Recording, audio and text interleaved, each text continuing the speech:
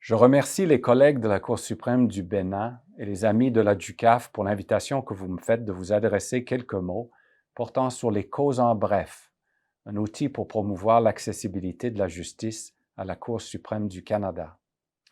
Je remercie particulièrement le président de cette table ronde, Monsieur le Premier président de la Cour suprême du Sénégal, et le président de la Chambre judiciaire de la Cour suprême du Bénin pour avoir lancé la discussion.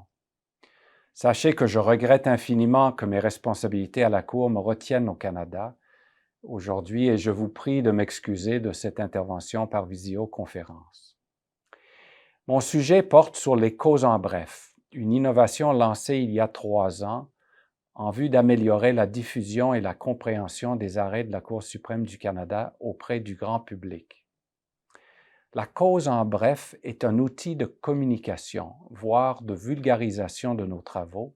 En un mot, la cause en bref est un document de quelques pages préparé à l'attention des membres du public et de la presse. Elle offre un très court résumé du jugement, rédigé en langage simple, publié au même moment où la Cour rend ses décisions. Les causes en bref sont mises à la disposition du public sur notre site web, en français et en anglais, pour aider les Canadiens à mieux saisir les travaux de la Cour. La cause en bref n'est pas un résumé officiel du jugement et encore moins un jugement en elle-même.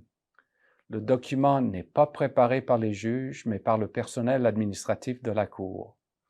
N'ayant aucune valeur formelle, la cause en bref ne remplace pas le jugement, mais cherche tout de même à bien traduire la pensée de la Cour, sans pour autant déformer le sens de ses motifs, sens qui demeure consacré dans les arrêts eux-mêmes.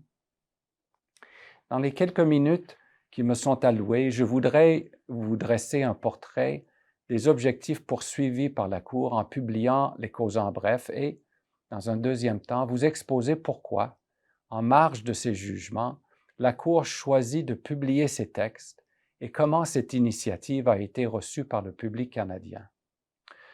Le fil conducteur de mon court exposé, ce qui explique à la fois les objectifs et éventuellement le succès des causes en bref, est le grand thème de l'accès à la justice, thème qui anime la vie institutionnelle de la Cour depuis la nomination du juge en chef actuel, Richard Wagner, à la tête de la Cour en 2017. Quand on cherche à recenser les objectifs des causes en bref, un constat s'impose. Parfois, les motifs sur lesquels s'appuient nos jugements ne passent pas.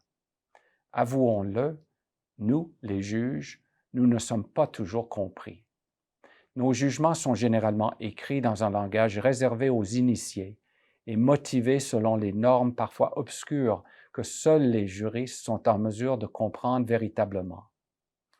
Les jugements de toutes les cours sont avant tout ce que le grand professeur de linguistique juridique Gérard Cornu a appelé des actes de communication qui s'adressent à un groupe déterminé de destinataires. Le défi des tribunaux est de bien prendre conscience de l'identité des gens à qui ils s'adressent et de neutraliser le risque d'incompréhension du jugement auprès de ses destinataires sans en dénaturer le sens. Vu de cette perspective, l'arrêt rendu par une cour est investi de diverses fonctions particulières pour le droit, dont il faut tenir compte pour bien choisir le bon registre dans lequel on prépare le jugement en tant qu'acte communicationnel. Ces fonctions ne correspondent pas, comme nous le verrons, aux mêmes exigences rédactionnelles et demandent souvent au juge de faire preuve d'une grande dextérité afin de bien tenir compte des besoins des divers destinataires de nos arrêts. On peut dénombrer au moins 3 fonctions de nos travaux, chacune ayant ses propres exigences communicationnelles. Premièrement, une fonction décisionnelle. Un arrêt a, en premier lieu, la mission de trancher un véritable différend. Au premier chef, les parties sont les destinataires de l'arrêt. Les parties portent le fardeau du débat financier, émotionnel, et ce sont les faits de l'affaire qui offrent à la Cour l'occasion de dire le droit. La suffisance et l'intelligibilité des motifs doit être mesurée, en grande partie, selon la perspective des parties. On doit être partisan de toute mesure qui cherche à accroître la compréhension des motifs à leur égard, et on doit saluer les initiatives prises par les tribunaux visant à limiter les risques d'incompréhension de leur jugement, surtout devant le nombre croissant de personnes qui se représentent sans avocat. Deuxièmement, un arrêt a une fonction normative et pédagogique. Une Cour suprême a aussi la mission de clarifier l'état du droit. Cette fonction normative dépasse certes l'intérêt des parties en cause. Toute la société est concernée par les propos de la Cour qui énoncent le droit. Les juges s'adressent, bien entendu, aux autres juridictions qui doivent pouvoir saisir leur pleine pensée pour bien la suivre.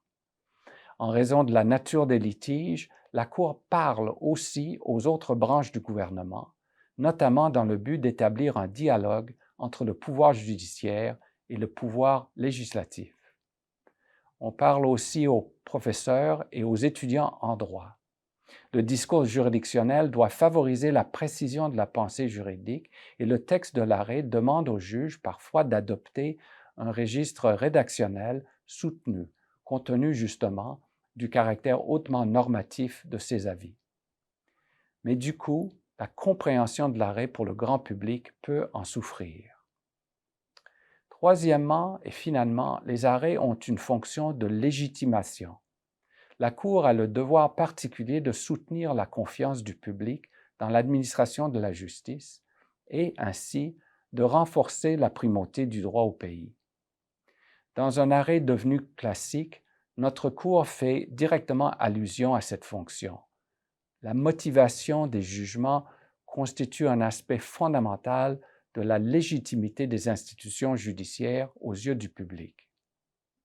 Un jugement qui manque de clarté est un jugement qui ne peut compter pour sa véritable force contraignante que sur le statut du décideur. Au contraire, la juste explication de la règle permet non seulement de saisir le sort de l'affaire, mais permet aussi au public et aux médias de comprendre le caractère légitime de l'exercice du pouvoir public que représente tout arrêt de la Cour.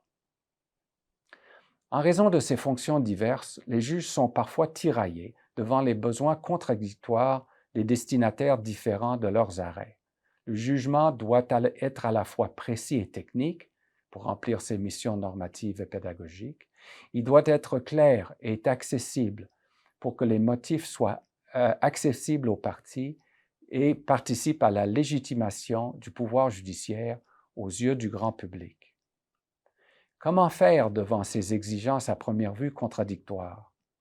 D'une part, le droit devient plus complexe, amenant les tribunaux à rédiger des jugements de plus en plus longs, de plus en plus techniques pour remplir leur mission normative et pédagogique.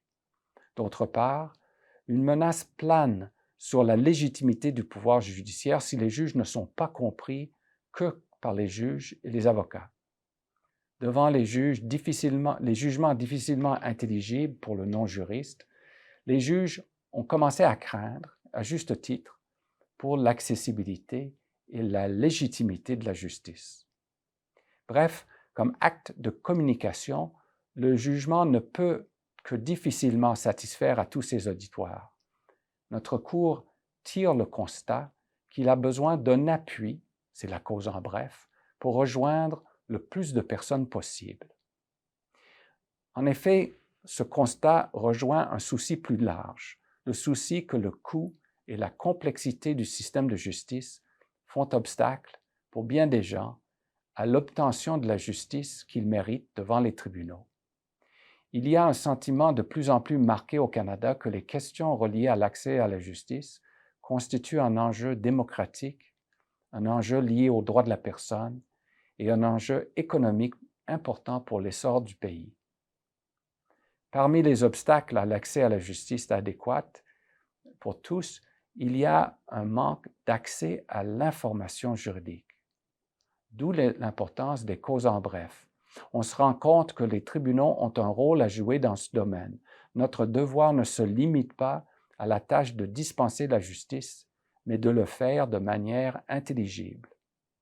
D'où l'idée de préparer des résumés de nos motifs, en appui de nos jugements, dans un langage non technique, afin de permettre à toutes les Canadiennes et tous les Canadiens de comprendre l'état du droit et les incidences que l'actualité juridique peut avoir sur leur vie. Chasser les archaïsmes, chasser le jargon, chasser le latin ou les tournures que seuls les juristes peuvent comprendre. Offrir ce résumé du jugement au grand public dans un langage clair s'inscrit dans un exercice d'améliorer l'accessibilité du droit et à l'information juridique. Trouver de nouvelles façons de communiquer avec les gens qui, autrement, ne connaîtront pas les travaux de la Cour. Idéalement, la cause en bref vise plus que tout simplement reprendre les conclusions du jugement commenté. Il chercherait à imiter la valeur performative de l'acte juridictionnel en reprenant, en des mots simples et intelligibles pour tous, le syllogisme judiciaire, en expliquant comment le dispositif reflète l'application de la règle générale du droit au cas particulier soumis à la Cour. En ce sens, tout comme le jugement, la cause en bref cherche à instruire autant qu'informer le lecteur du résultat du jugement.